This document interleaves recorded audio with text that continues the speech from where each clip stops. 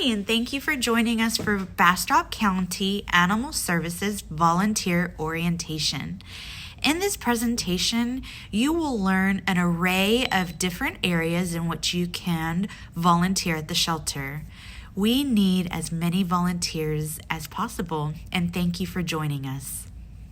First, we'd like to share with you our manager team. First up is Jill Gunn. She is our shelter director. Our shelter manager is Peter Hoos. Our medical manager is Sharon Casper. Our lead kennel tech is Zaylin Moore. And our animal services coordinator, which is myself, is Wendy Ballard. And lastly, our lead animal control officer is Mary Morales.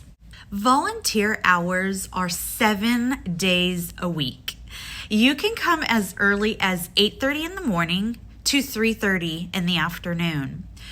Physically, staff members are here from 8 a.m. to 5 p.m. However, these timeframes help because when we get here at 8 a.m., it takes us a little bit to unlock all the kennels, to provide access to them, opening up the cattery, that kind of thing. And in the afternoon, we like to start slowing down about 3:30 as we do close to the public at 4 o'clock.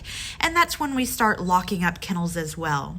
So the best time frame for volunteers is about 8:30 in the morning to about 3:30 in the afternoon.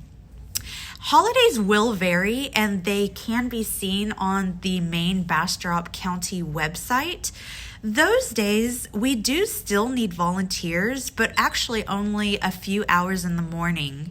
Because on holidays we are closed to the public, we only come in to clean and feed for a few hours in the morning. But we still want to stretch the dog's legs, so we actually encourage volunteers to still come and volunteer on the mornings of those holidays so that we can at least get the dogs walked and stretch their legs before they are put back in their kennel for the remaining part of the day until we return the following day. Now, I would like to mention that adoption hours are different than volunteer hours. If you should talk to someone from the public and they're wondering what our adoption hours are, they're from Wednesday to Sunday from 11 a.m. to 4 p.m. And of course, holidays will vary as well. When volunteering for the shelter, if you get injured, you are covered by workman's comp. When and if you ever do get injured, which we hope you do not, please report these injuries immediately to the front office, as there is a form and report that you do need to complete. Next, please make sure that you vaccinate your personal pets at home.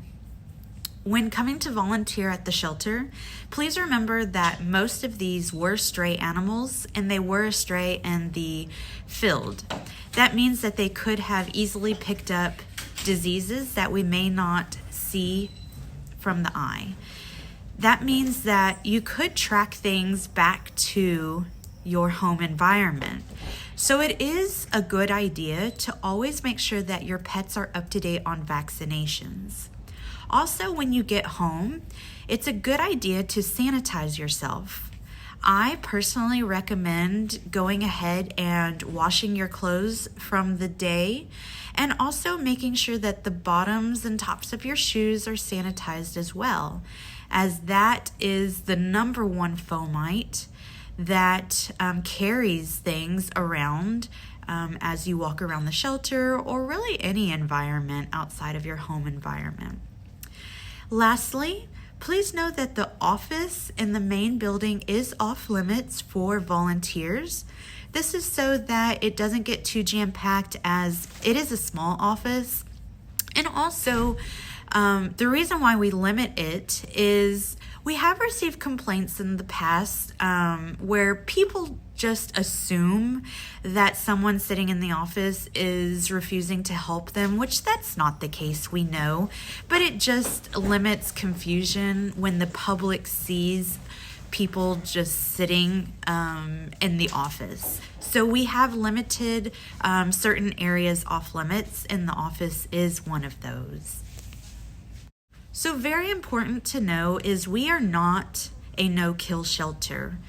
If you've ever heard of the term or have not, what no-kill means is that if an organization has that terminology,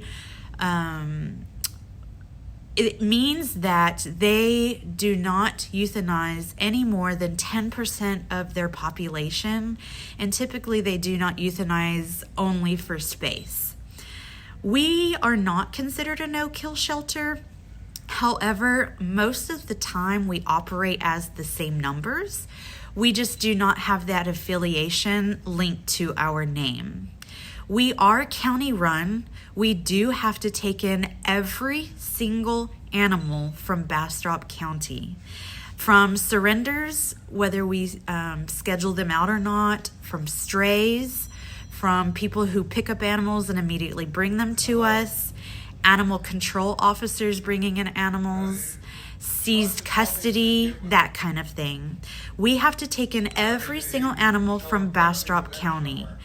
And we could not do or save the lives that we do without our village. Okay, let's talk about stray holds. So when an animal comes in as a stray, they're either coming from community members or animal control officers. Strays, I would say, typically range from 80 to 90% of our intake. Strays are considered strays when they do not have any sort of identification. That can be a rabies tag, a collar with a phone number on it, or a microchip. If they are considered stray because they do not have identification, they are impounded and only have a 3-day stray hold. That means that the animal only has 3 days in which an owner can come and reclaim. Next is a microchip hold. Microchip means that an animal comes in and does have identification. It can either be a microchip or it can even be identification such as a rabies tag or a collar with phone number. These animals are allotted 5 days so that it gives an owner an extra couple of days since they did come in with identification. Surrenders. Surrenders are animals in which an owner is no longer able to care for, so they surrender ownership to the shelter. These animals do not have any sort of holds on them. Last but not least are seized custody and other situations such as hospital or jail intakes. This means, and usually is an animal control officer involved, and this means that a person was either in a car accident or was arrested on scene and they had their pet in the vehicle, that kind of thing. When volunteering for our shelter, there is so much you can do. During this orientation, we will be going into great detail regarding dog walking, but we have a ton of things here that anyone is able to do. From cat socializing to helping clean the medical team with the cat areas. We have offsite events. Offsite events are a huge thing for our shelter. The reason is we are a rural shelter. We are considered kind of in the country, and so that enables some people to come out to our shelter because they may think that it's too far to travel. So offsite events are very beneficial to take in the shelter pets and foster pets too, so that we can bring the animals to the public. Many times the offsite events are at big box stores for pets such as PetSmart or Petco, and we also do other locations as well. These take a lot of work, and so this is a wonderful area in which we definitely need volunteer assistance in. Offsite events are posted in many different areas so that you know when and where they are. And you can definitely sign up for them because we always need help. At the offsite events, it is a lot of work. You have to unload the dogs, unload the crates, set up water, making sure they have water the entire time, talking to adopters, doing paperwork, and then, breaking down everything. It is a lot of work, but it is so beneficial because, like I said at the beginning, we are a rural shelter, and so we love going to the adoption events and bringing the animals to them to better the hopeful chance that they will be adopted. Adoption meet and greets. So here at the shelter, while we do have many staff members, sometimes we don't have enough to take care of all the patrons that come out to hopefully adopt an animal. And so many times we are grateful for the help that volunteers offer in helping adopters meet a dog or even a cat. So when an adopter wants to meet a dog, we have many meet and greet yards that a volunteer can simply place the dog into and help that potential adopter meet this animal, sharing the great qualities of the animal and hoping to get an adoption in the bag. Now, these are humans meeting dogs and not dog-on-dog meet and greets. When it is a personal dog meeting a shelter dog, we do require a shelter employee to assist with that. But in many cases, we could also use volunteer assistance in those as well. Next is transporting. Transporting is a huge benefit for our shelter because unfortunately we don't have a staff member who is designated to transporting. What is transport? Why do we need a transporter? Well, not only do we get animals out with adoption, but we also get animals out of our care when a rescue nonprofit organization tags and pulls an animals to safety. But many times we need to get that animal from point A, which is our shelter, to point B, which is their facility. And many times we need a volunteer to help get that animal from point A to B. Many times it's only a transport as close as Austin. The furthest has been, like Leander or Fredericksburg. And sometimes we do have longer transport areas like Dallas or Houston. And of course, we don't always expect a volunteer to sign up for those. But if, a volunteer happens to be going to Dallas or Houston or wherever we would need this animal to go, we have had amazing volunteers sign up for those, and it's amazing to see them travel so far to either a rescue or even adopters sometimes. Next is our Petco cat habitat. Here in Bastrop, there is a Petco habitat, and we house kittens and cats down there when we are over capacity at the shelter. Currently, we do not have any cats or kittens down there, but if this is something that you would like to assist with, definitely reach out to us and we can definitely get you signed up for this. What this is basically little cubbies at Petco in which cat and kittens are housed, and volunteers go once a day to clean their habitats. So that includes cleaning out their litter box, sanitizing their area, refreshing food and water, refreshing their bedding, that kind of thing. Next is fostering. So this is also considered a volunteer activity. Fostering can be as little as short term, like 1 to 2 weeks, or it can be long term, to which the animal will be in foster care until it gets adopted or rescued. Fostering is a huge life-saving opportunity, and we are always desperate for more fosters. So if that's something that you can do, definitely reach out. Lastly is laundry. We always can use more help in the laundry area, especially after big surgery days on Tuesdays and Thursdays. And then, of course, this is not the end of the list for sure. There is always so many different volunteer opportunities, extra projects that pop up, and we can always use people's help in these aspects.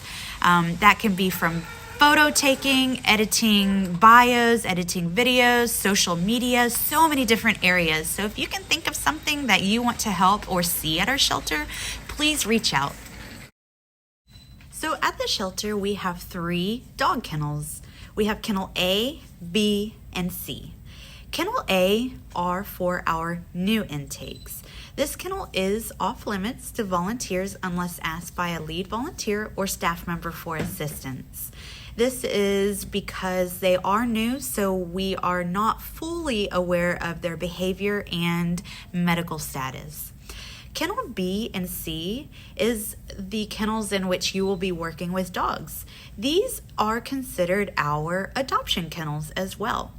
Attached to each kennel, you will find 2 very important things that you should be fully aware of before walking the specific animal. The first thing is a kennel card. Kennel card will be found in your documentation in your volunteer folder. And then the other thing is a color code informational sheet that you can see to the right here.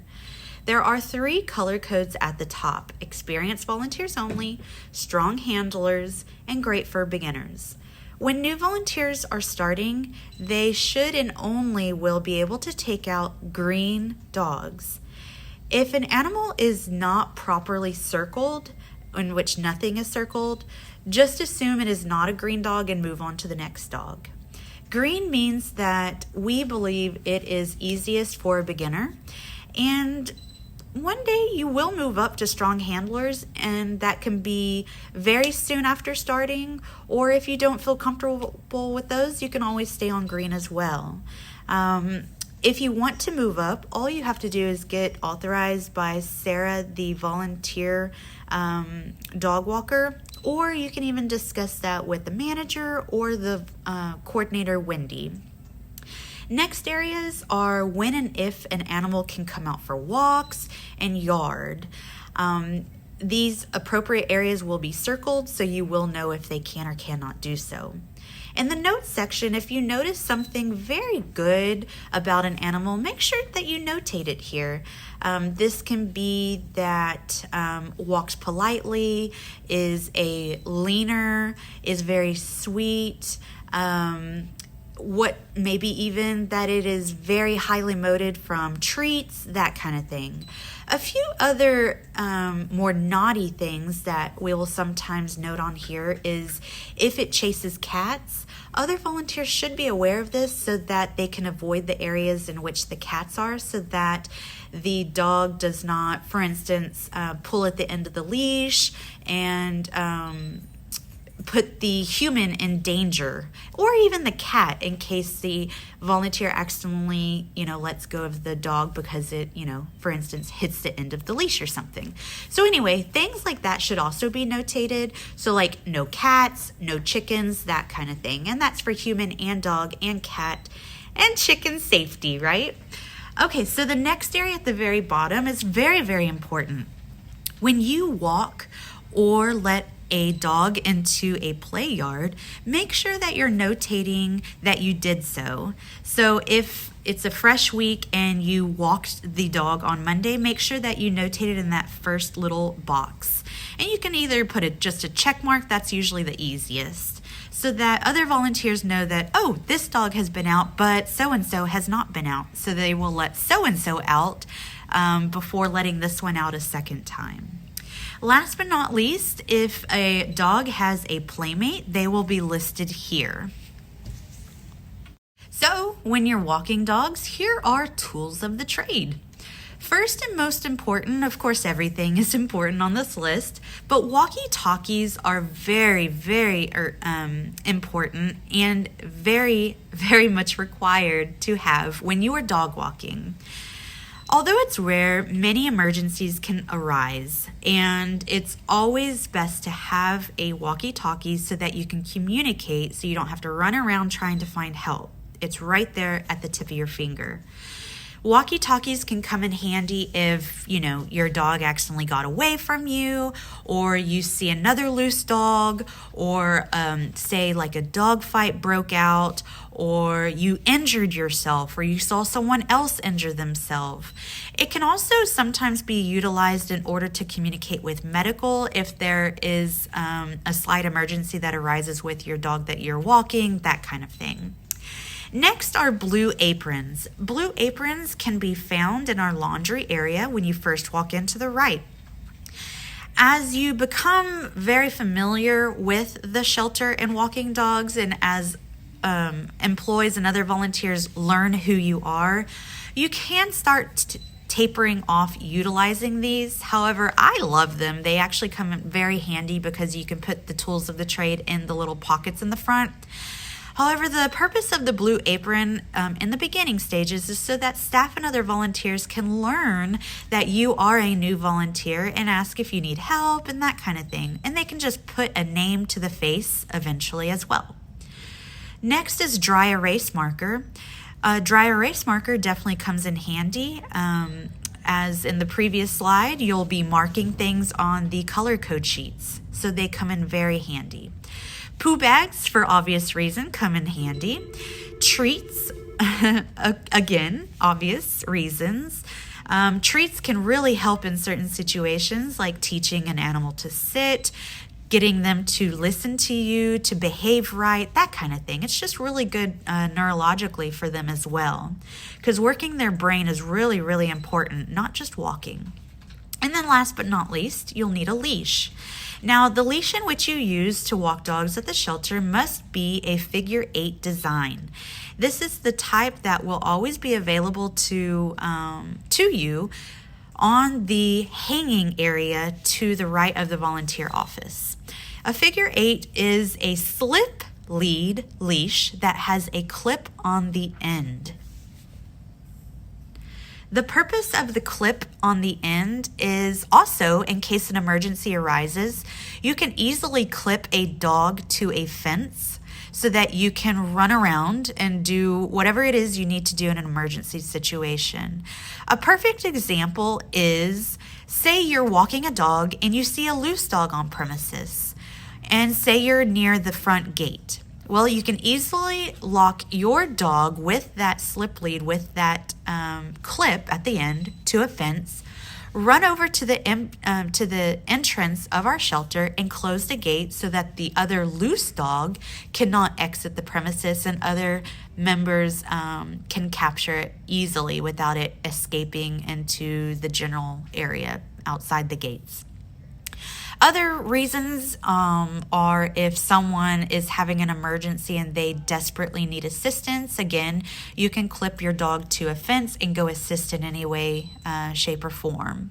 There's many different reasons, but these are the main reasons why the figure 8 with the clip at the end is so very important. Here's some important information that we should go over.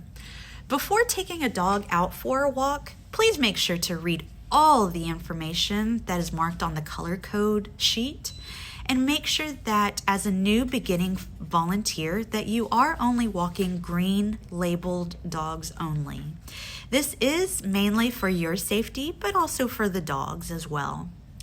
Make sure to always stay a safe distance away from other walkers, never letting dogs touch nose to nose. Again, this is for safety, but also medical reasons as well. I always say keep a safe 10 feet distance from other animals being walked. Please always remember that the livestock area on the south side of the property is completely off limits. You can definitely walk dogs on the roadway near there within our gates, but please do not interact with the animals that are in the livestock area. This is ran by the sheriff's office only.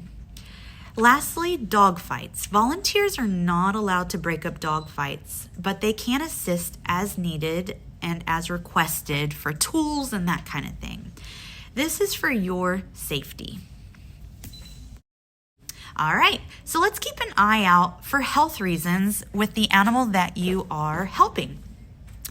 Whether you're assisting with the cat area or walking dogs or playing in a play yard with dogs, that kind of thing. Make sure that you're picking up the poop, especially walking dogs.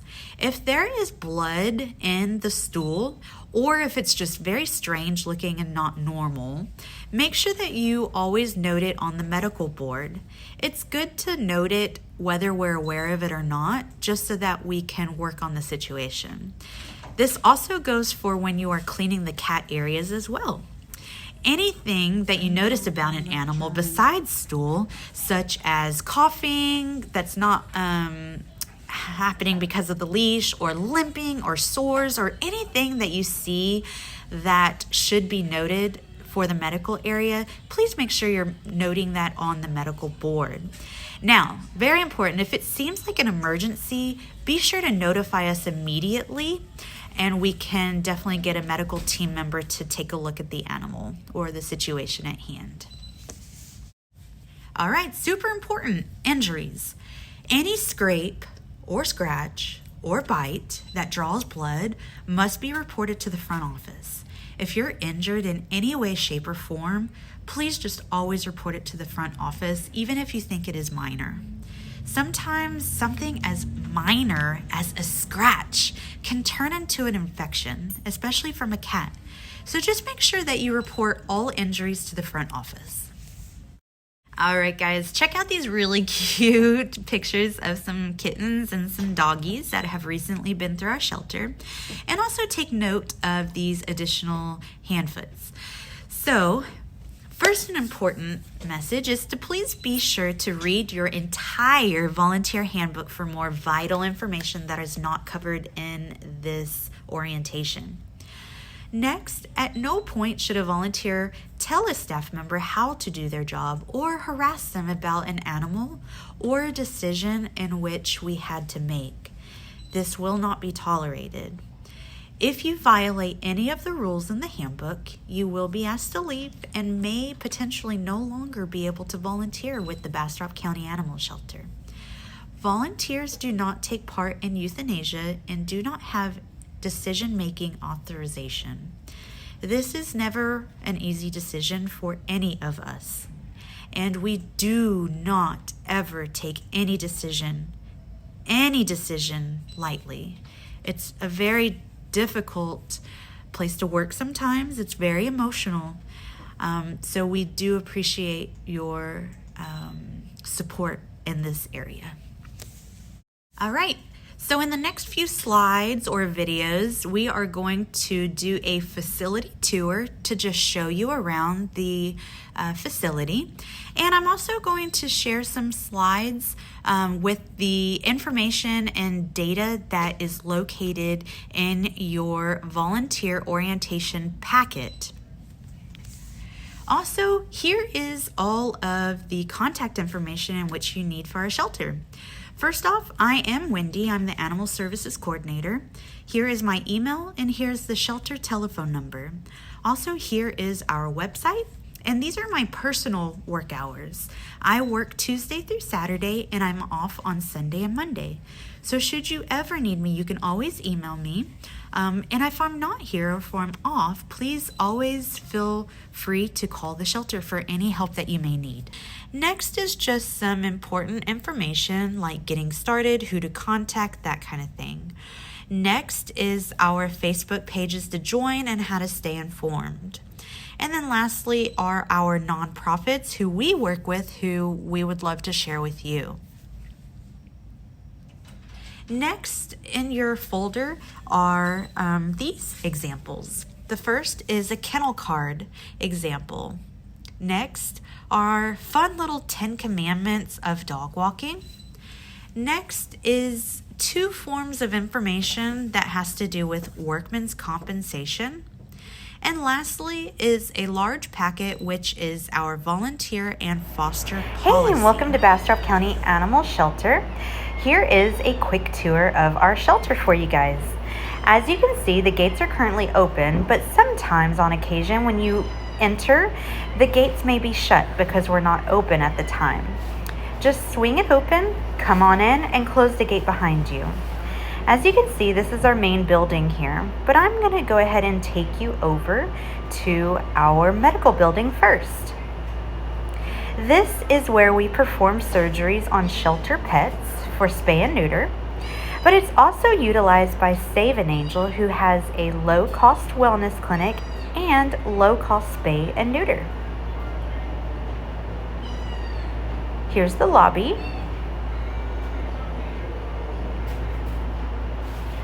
And I'll briefly show you in here. This is where we perform the surgeries, as well as Save an Angel utilizes this area as well. If you ever want to help in surgery, while space is limited, we are always looking for additional assistance. Next is our cattery. This is where spay and neutered kittens go into to be prepared and get ready for adoption. This is where adopters can go and have a comfortable spot to visit with them. There's 3 separate areas in which adopters can go into and hang out with little kitties. This is also a great area for volunteers to help with. Cleaning up after them, just like taking care of one at your own home. Cleaning out litter boxes, refreshing food and water. Sanitizing the area, making sure kennel cards are up to date, are all really great ways to volunteer in this area. Plus, you get to snuggle with cute little kittens. This is Save an Angel building. This is our commissary area where we keep all of our food products for the animals. And this is Kennel A. Remember, Kennel A is off limits to volunteers unless they're specifically asked to come and assist in that area. This is where all of our new intakes are, so we do not know the history medically or behaviorally of most animals in this area. Over here, you'll see our adoption kennels B and C. This is where you'll be walking animals from. And this is where potential adopters will visit as well. Please remember to only take animals out from the outsides. That will help avoid having both sides of dogs barking at the animal when you're trying to exit to walk the animal.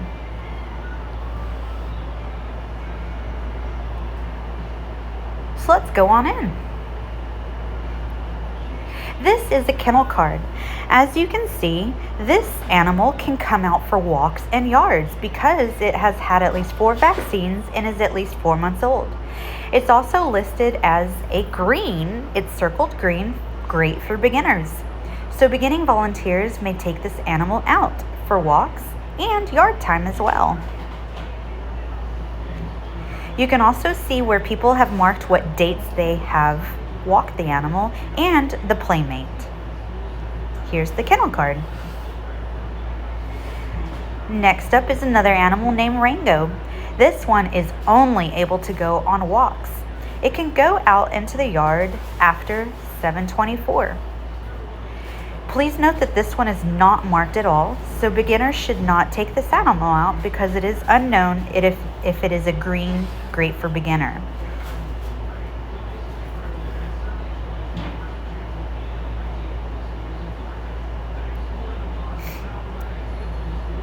It was probably recently moved over and just has not been marked yet.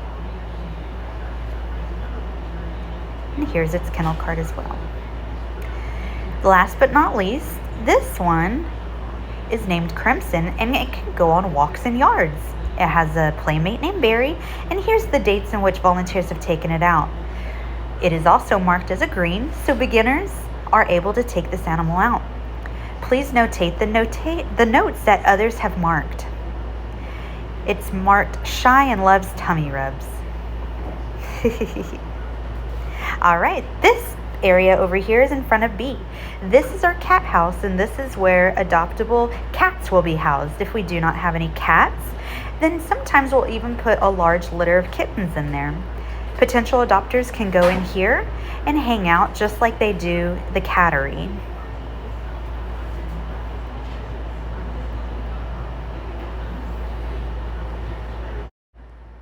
Directly to the right of Kennel B is Kennel C. This is also an adoption kennel.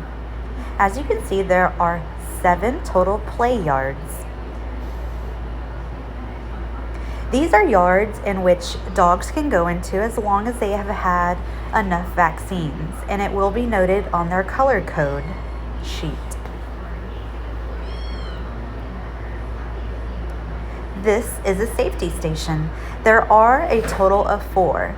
There's one here, which is at yard number 1. There is one in between B and C, and there's one at kennel B to the left and at kennel A. Please take note in which they are located.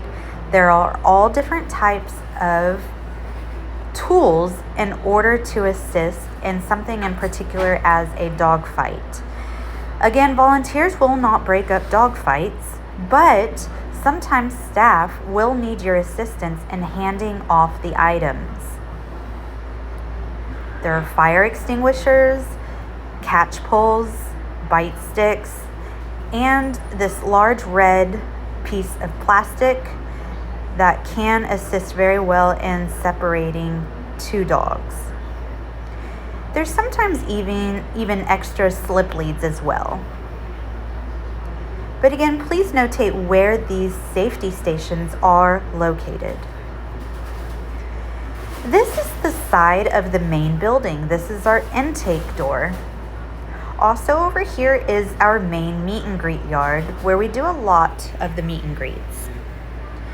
Come on in to the main building. This is the front door. This is our lobby area in which patrons will come in when they need help. There's also an area for information, dogs that are available in a lost and found board, and a wonderful display of animals that are in foster care. And on occasion, we will house an animal as well. There's a restroom, and as you enter into here, you will see the volunteer coordinator office.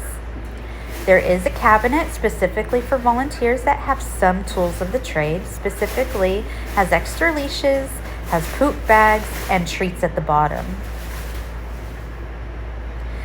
These are some cute pictures of volunteers. We sure would love some of you so that we can put it up there.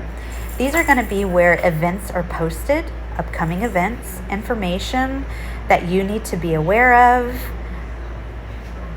Really nice signage that tells you when dogs can come out. And to the right of the volunteer office are the slip leads. In the main office, these are our radio station and instructions on how to sign into Jibble. This is our intake area. Leading down the hallway is our break room, in which you are definitely able to use. In the back hallway is our isolation area for kittens and cats. This is also the station for our medical team. And right outside this door is the medical board. This is where you need to notate all medical things as previously discussed in orientation. Down this same hall is our laundry suite. Things are pretty well organized in here. And this is also where you will find smocks.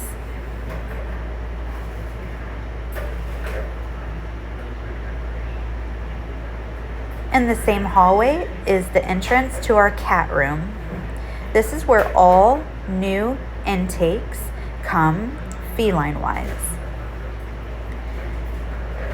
This, along with isolation, the intake room, kennel A, and the main office, please remember are off limits, and that's just due to medical and behavior of the animals. But we sure would love you to volunteer. This is a room that we do need volunteers in to help clean. So in closing, whether you are watching this video because you are completing orientation or you were lucky enough to stumble across this fun tour, I wanted to personally thank you for becoming a volunteer or foster for the Bastrop County Animal Shelter. You literally are our lifeline. We have amazing and dedicated staffing, but there is clearly not enough of us, and we could not do it without you guys. So thank you from the dogs, thank you from the cats, and thank you from all of the staff at Bastrop County Animal Shelter. We are a village, and we sure do love our village. And thank you very much for being a part of that village.